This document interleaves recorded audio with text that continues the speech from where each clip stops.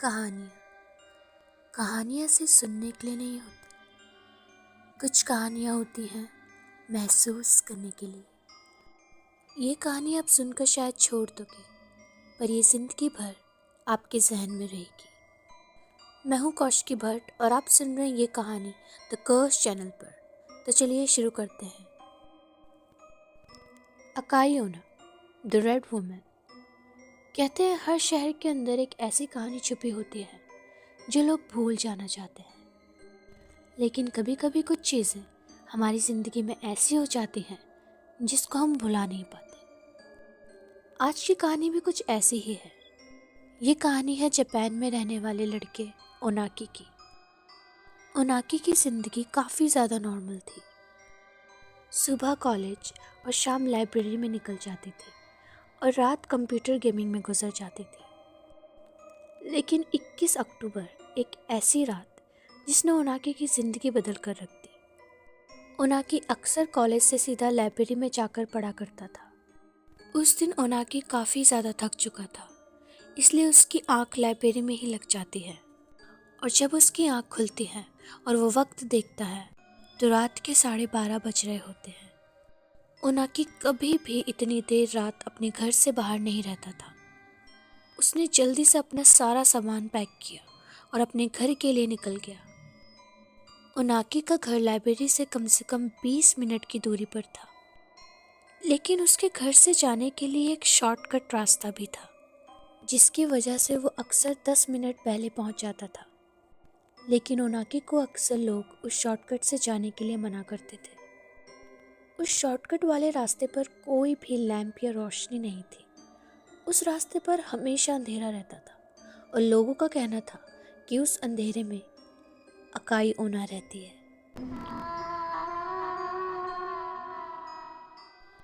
Acai ओना एक Japan का मिस्टीरियस अर्बन लेजेंड था। कहते हैं कि बहुत से लोगों ने रात के अंधेरे में एक रेड ड्रेस में एक लड़की को देखा है, और उस लड़की की तरफ अगर कोई भी एक बार भी देख ले तो वह लड़की उस इंसान के पीछे पड़ जाती है और अंत में या तो वो इंसान गायब हो जाता है और या फिर वो मरा हुआ पाया जाता है। ओनाकी अकाई ओना को बस एक हॉरर लेजेंड मानता था, और तो और वो पहले भी कई बार उस शॉर्टकट से घर गया था, लेकिन उसको कभी भी ऐसा कुछ महसूस नहीं हुआ। पर ये पहली बार था जब ओनाकी को घर जाने में इतनी ज़्यादा देर हो चुकी थी। ओनाकी को बहुत ज़्यादा नींद आ रही थी और वो बिना कुछ सोचे समझे उस शॉर्टकट वाले रास्ते पे चलने लग जाता है। शुरुआत में ओनाकी को सब कुछ नॉर्मल लग रहा था और इसको धीरे धीरे हल्के आसमान की रोशनी में रास्ता दिखाई दे रहा था। कुछ दूर चलते ही अचानक से ओनाकी को दीवार के पास एक औरत खड़ी दिखाई देती है। उस औरत ने लाल रंग के कपड़े पहने थे। ओनाकी को अचानक से घबराहट होने लगी। वो औरत चुपचाप एक जगह खड़ी होकर बस उसको घूरे जा रही थी। ओनाकी को ये बात बहुत ही ज़्यादा अजीब लगती है कि इतनी रात में ये औरत दीवार के पास खड़ी होकर उसको क्यों घूर रही है। उस औरत ने एक लाल रंग की ड्रेस पहनी थी, जिसकी वजह से वो और भी ज़्यादा डरावनी लग रही थी। ओनाकी को एक पल के लिए लगा कि अकाई ओना का लेजेंड कहीं सच तो नहीं, लेकिन फिर भी वो बिना कुछ सोचे अपना सर झुकाए चलने लगा। लेकिन जैसे ही ओनाकी उस औरत के पास से गुजरता है, उससे रहा नहीं गया और उसने अपनी ज़िंदगी की सबसे बड़ी गलती कर दी। ओनाकी ने एक नज़र उठाकर उस औरत के चेहरे को देख लिया, और जैसे ही उसने उस औरत का चेहरा देखा, उसके तो मानो होश ही उड़ गए थे। उस औरत का चेहरा काफ़ी ज़्यादा सफ़ेद था। उसे देखकर ऐसा लग रहा था जैसे कि मानो वहाँ एक औरत की लाश खड़ी हो। ओनाकी उस औरत का चेहरा देखकर काफ़ी ज़्यादा डर चुका था। वो वहाँ से जल्दी से भाग गया और वो जैसे तैसे अपने घर पहुँचा। ओनाकी ने जो देखा था उसको वो भुला नहीं पा रहा था। उस औरत का चेहरा मानो उसकी आंखों से जा ही नहीं रहा था। अगले दिन ओनाकी अपने रोज के रूटीन के साथ जिंदगी जीने लगा, लेकिन अब उसकी ज़िंदगी पहले जैसी नहीं रही थी। उसको हर पल महसूस होता था कि उसके अगल बगल कोई तो है, ऐसे ही रात ओनाकी अपने बिस्तर पर एक रात को सो रहा था कि तभी उसको महसूस होता है कि किसी ने तो उसकी चादर को नीचे की तरफ से खींचा है। ओनाकी की नींद अचानक से खुल जाती है और वो अपनी सहमी नज़रों से इधर उधर देखने लगता है, लेकिन उसको कुछ भी दिखाई नहीं देता। लेकिन तभी ओनाकी को अपनी आंखों के सामने एक लाल रंग की परछाई दिखाई दी, जो कि कुछ दूरी पर कुछ सेकंड्स में ही गायब हो गई। ओनाकी को लगा कि वो पागल होता जा रहा है। उसने खुद को काफ़ी बार समझाया कि ये उसका वहम है और उसने ज़बरदस्ती अपनी आंखों को बंद कर लिया।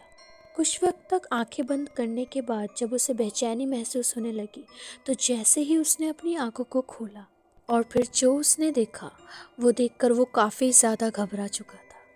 उसने देखा कि उसके कमरे के कोने की दीवार पर वही औरत चिपक कर उसको घूर रही है। ये देखकर ओनाकी बहुत ज़ोर से चीखता है और उसकी आंखें खुलती हैं। ओनाकी को समझ में आता है कि ये उसका सपना था। ओनाकी का गला बहुत ही ज़्यादा सूख चुका था। उसका पूरा शरीर पसीने से भीग चुका था। इतना होने के बाद ओनाकी अपने किचन में जाता है और पानी पीने लगता है।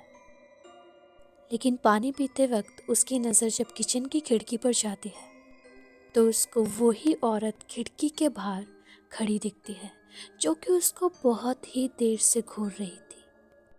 ओनाकी जैसे ही अपने किचन की लाइट्स ऑन करता है, तो उसको खिड़की पर कोई भी नहीं दिखाई देता। दिन ब दिन ये इंसिडेंट ओनाकी के साथ बढ़ते जा रहे थे। उसको हर जगह अकाई ओना दिखने लगी थी।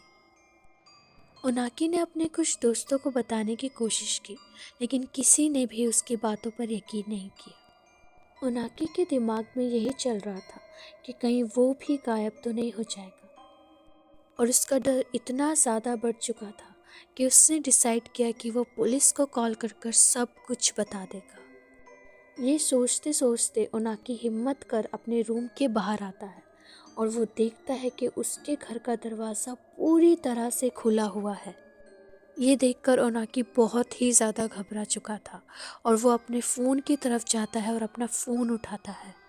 लेकिन इतने में जैसे ही वो अपना फ़ोन उठाता है, उसको महसूस होता है जैसे उसके कंधे पर किसी ने तो हाथ रखा है। इतना महसूस होते ही ओनाकी जैसे ही अपने सामने वाले मिरर में देखता है, तो उसके होश उड़ जाते हैं। ठीक उसके पीछे अकाई ओना खड़ी थी, लेकिन तब तक बहुत ही ज़्यादा देर हो चुकी थी। अगली सुबह ओनाकी अपने घर से लापता था और उस दिन के बाद वो आज तक किसी को भी नहीं दिखाई दिया। ऐसे ही बहुत सारे केसेस जापान में होने लगे थे, लेकिन आखिर ये अकाई ओना कौन थी और ये कहाँ से आई थी? कहा जाता है जापान के एक शहर में एक लड़की रहा करती थी जिसका नाम अकाई ओना था। वो बहुत ही ज़्यादा खूबसूरत लड़की थी। अकाई ओना की एक बहुत ही पसंदीदा ड्रेस थी। उसको एक रेड कलर की ड्रेस बहुत ही ज़्यादा पसंद थी, जिसको वो ज़्यादातर पहना करती थी। अकाई ओना अपने लवर के साथ रहा करती थी, लेकिन वो उसके साथ अच्छा बर्ताव नहीं करता था। उनकी हर वक्त लड़ाइयाँ होती थी और आसपास के लोगों के लिए ये बहुत ही ज़्यादा नॉर्मल हो चुका था। लेकिन एक रात उनके बीच में लड़ाई इतनी ज़्यादा बढ़ जाती है कि अकाई ओना का लवर उसको वहीं पर मार देता है। कहा जाता है अकाई ओना उस दिन कॉरिडोर तक भागी थी और दरवाजे पर हाथ मारकर मदद के लिए चिल्लाई थी, लेकिन उसकी मदद के लिए कोई भी नहीं आया। सबको लगा कि उनका रोज की तरह ही झगड़ा हो रहा है, और इसी के कुछ हफ्तों बाद लोगों ने अकाई ओना को रात में देखने का दावा किया, और इसी तरह अकाई ओना का लेजेंड जापान में हर जगह मशहूर हो गया। तो अगर आपको सुनसान जगह में कोई ऐसी औरत दिखाई दे, तो आप उसकी तरफ ना देखें, क्योंकि अगर वो अकाई ओना हुई तो वो आपको कभी नहीं छोड़ेगी। So guys, this was the episode, hope you like it. ऐसी ही स्टोरीज़ के लिए इस चैनल को सब्सक्राइब करिए, लाइक करिए एंड शेयर ज़रूर करना। मिलते हैं नेक्स्ट स्टोरी में। Keep listening the curse channel.